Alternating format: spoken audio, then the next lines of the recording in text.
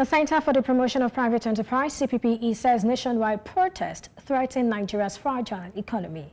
The CPPE's Chief Executive Officer, Muda Yusuf, said the protests could inflict an estimated daily loss of 400 billion naira if not properly managed. Recent reports indicate a nationwide protest would commence on August 1 over Nigeria's soaring cost of living and economic hardship.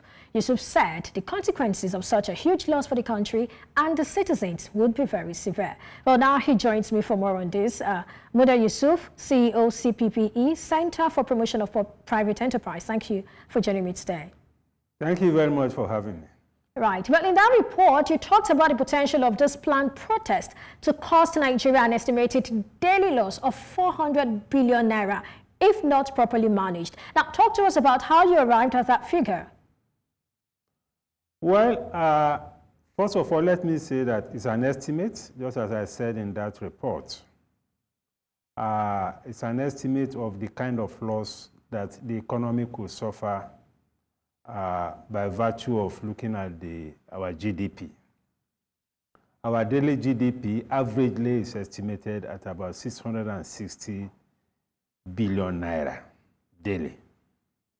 So when we discount the possibility of the losses that could be suffered, if, and the important word there is if, the protest is not properly managed. In other words, if you have a situation where there is a complete paralysis of the economy as a result of the protest, where the protest is not properly controlled, not properly coordinated, then the economy could suffer that amount of loss, which we estimate at 400 billion. So it's a question of marginally discounting the daily GDP to arrive at that figure, because we imagine that it is not all sectors that will be equally impacted. The rural economy, for instance, may not be as impacted as the urban areas.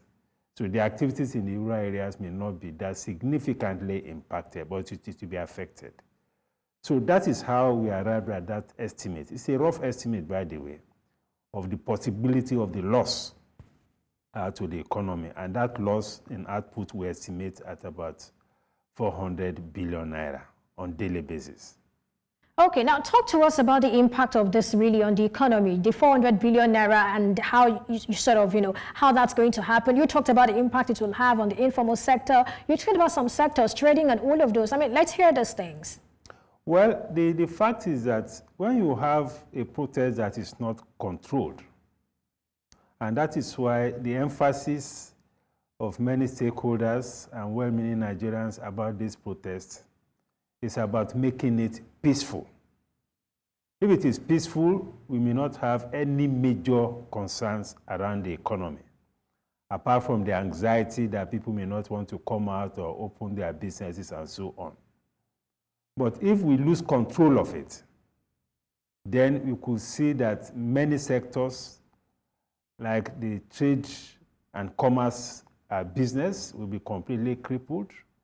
Financial services, I'm not sure any financial services organization or firm, I'm talking about either a bank or insurance company or whatever they are, will be able to open when you have a major crisis. The aviation sector, for instance, is not likely to operate. There is not likely to be flights. The manufacturing sector is not likely to function.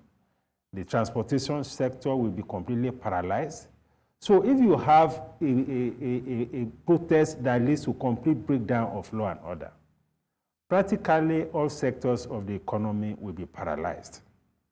And that has implications for income, it has implications for jobs, and it has implications, a whole lot of implications, even for the poverty and hunger that the protest is even all about.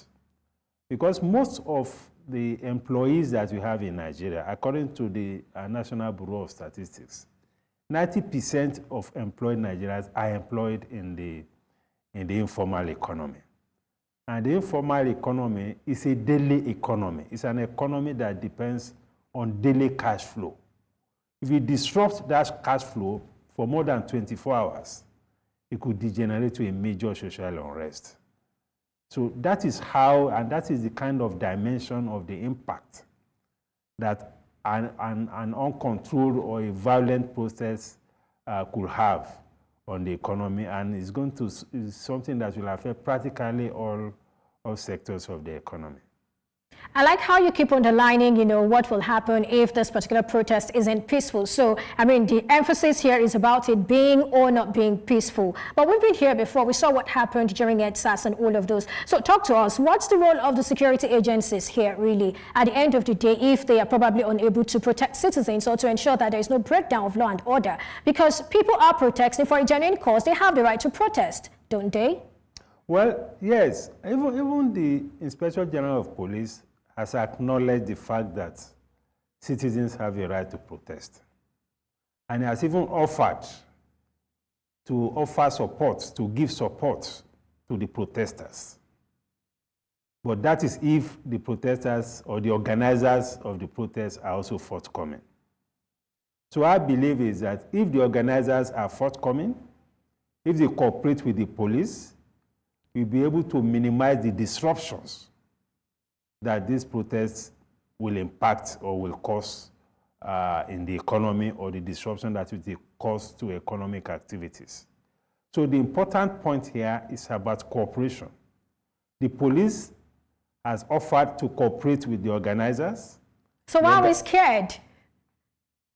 Come again? I said, why are we scared? I mean, it feels like everybody is concerned, everybody is worried, and all of those. No. Of course, it's natural to be anxious. People are anxious. The people are even panicking because of the experience of the NSAS. Look at what happened at the NSAS protest. Look at the magnitude of the damage. Lagos State government lost 80 brand new BRT buses. What has BRT buses got to do with NSAS or with police brutality? There is no connection. The High Court of Lagos was burnt completely. What is the relation between the High Court and police brutality? These are the kind of things that will happen if you allow protests to be hijacked by hoodlums. And that is what is creating panic in the minds of people. Look at the amount of losses that were suffered by those who have shops at the ShopRite along Lucky axis. The whole place was looted. Many of them have not recovered till today as we speak. So that is the kind of thing that we are not praying should happen again. And that is the reason why there is panic, there is concern across the country about it. And that is why it is very important that you make the protest as peaceful as possible.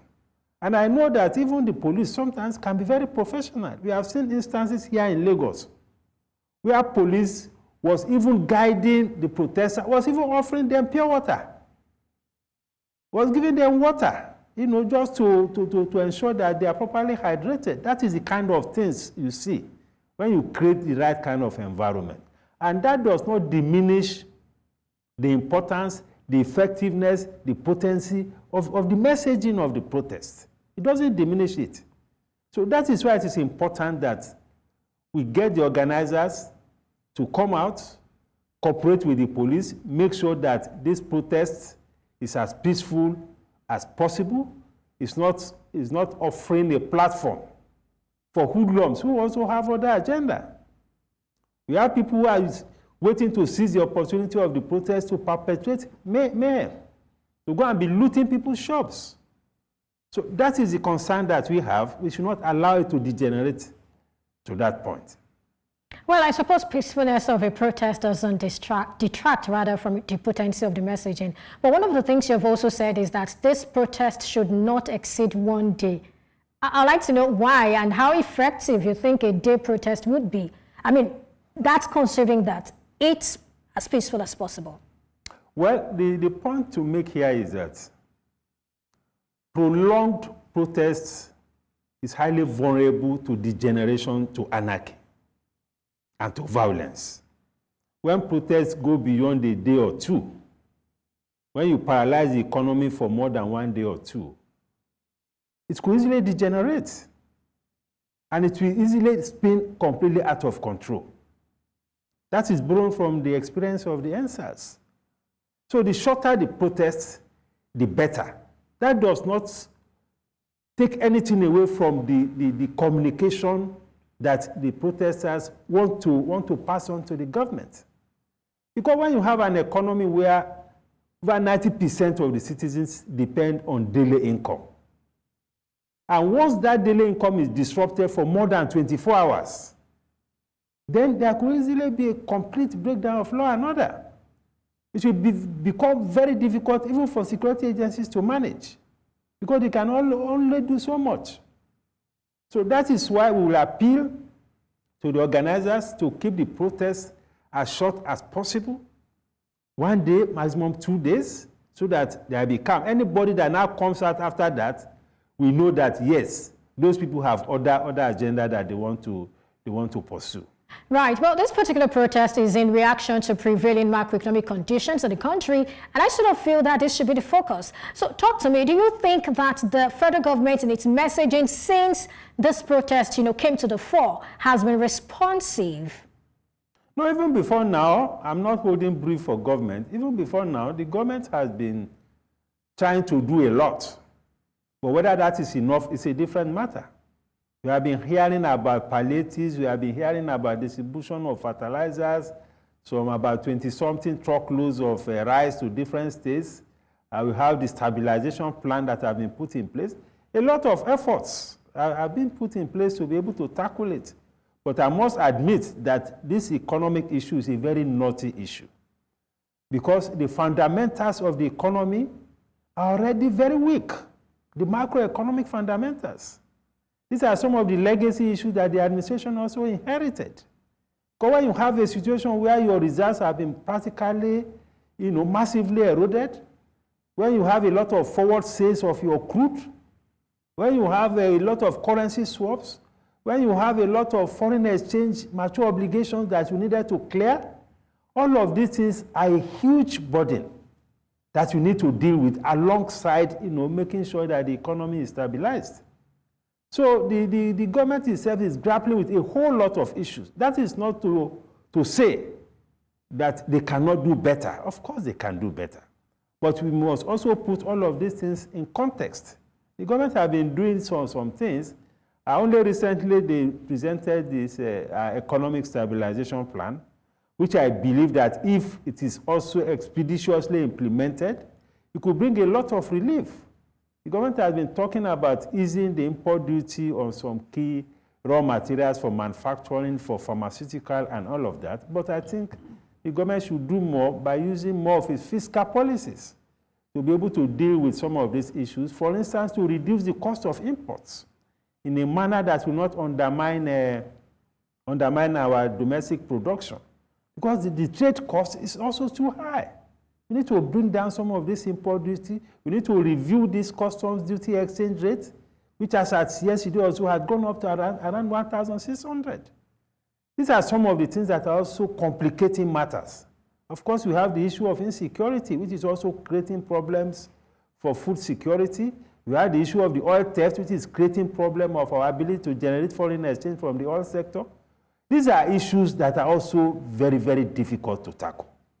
So I'm just saying this not to hold brief for government, but also put the challenges in context, to know that it's a very big issue. But of course, the government can do more, and the government can also do more in the area of fiscal frugality, spending, signaling that, okay, we are all in this together, showing that the government itself and those in government, and whether in legislature or the executive, are also signaling that they are part of the sacrifice.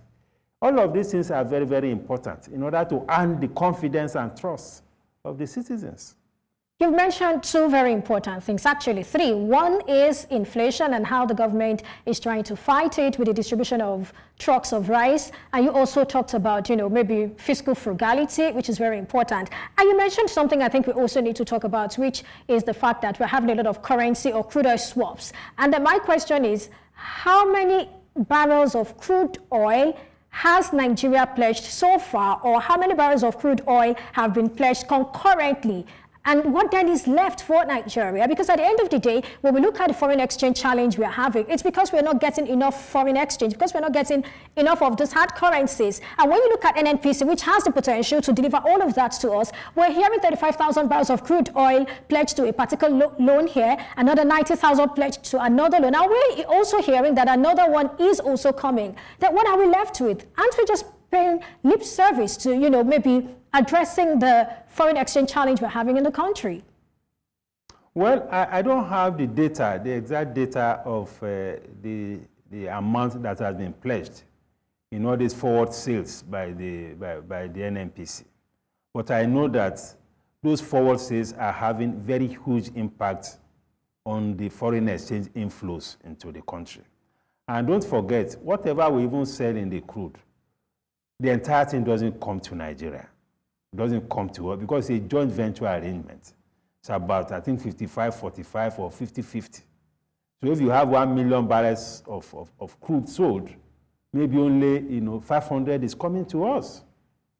And if 500 is coming to us, and over time, we have incurred a number of crude forward sales. Even before this administration, a lot of that had happened. Against some of the borrowings that had happened before the advent of this administration. So this has severely squeezed or limited the foreign exchange availability to be able to support the exchange rate.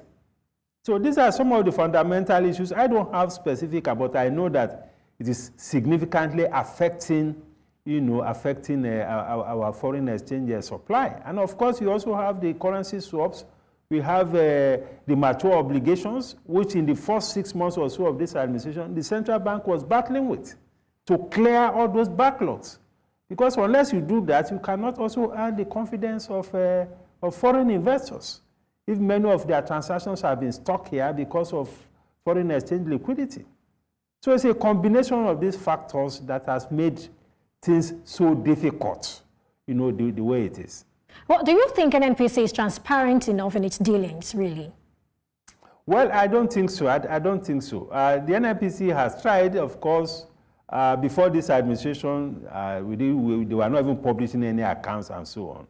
But now with this administration, I think there's an improvement, but I think it can be better. The NNPC can be more transparent, and they can also be more supportive of efforts to refine petroleum products domestically.